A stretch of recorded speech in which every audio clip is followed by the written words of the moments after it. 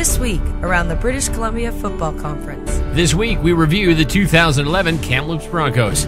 Coming off a 3-7 season in 2010, which saw the Broncos miss the playoffs by just a single victory, the 2011 season was very optimistic. The Broncos began the year announcing that their head coach Rob Ellis had stepped down from his position, opening the door for Duncan Othius.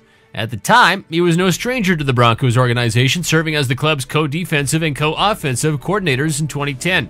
At the press conference, Othius stated he knew the challenge ahead, taking over a club that had won just 8 times in 40 games. Now it's 10 times in 50 games after his first season, but does have a goal in mind and a path to achieve it. The path, however, hit an immediate road bump as the Broncos traveled north to Prince George for an exhibition tilt against the Chilliwack Huskers, a team that hadn't won since 2009. The Huskers managed a comeback win, setting the tone for the Broncos season. Without a clear-cut starting quarterback, the Broncos would dress 3 players vying for the position. The opening day nod went to lefty Jesse Neufeld, who played well, finishing the year 44 of 112 for 662 yards and 4 touchdowns, but he threw 8 interceptions.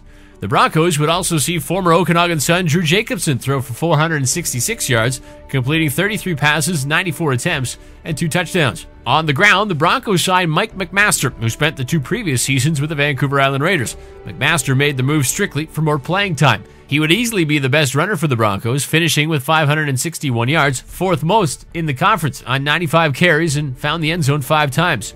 Joel Mukendi rushed 69 times in his rookie season, and at times showed some wonderful speed, gathering 411 yards with 2 majors. Through the air, the Broncos quarterbacks would find Brendan Plant 15 times for 324 yards and would score 4 touchdowns as the club's top receiver. Don Calvert would lead the team with 16 catches for 215 yards.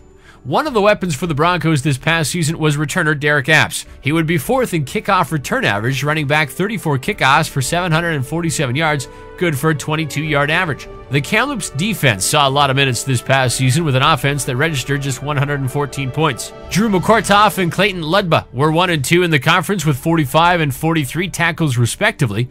McCourtough would intercept 3 passes, while Ludba recovered a fumble. Speaking of interceptions, defensive back Shane Arthurs was just 2 shy of the conference leader, picking off 4 passes. Tyler Lee was once again solid, moving from his linebacker position to play defensive end this year. Lee compiled 22 tackles, 4 sacks, recovered 3 fumbles, and picked off a pass.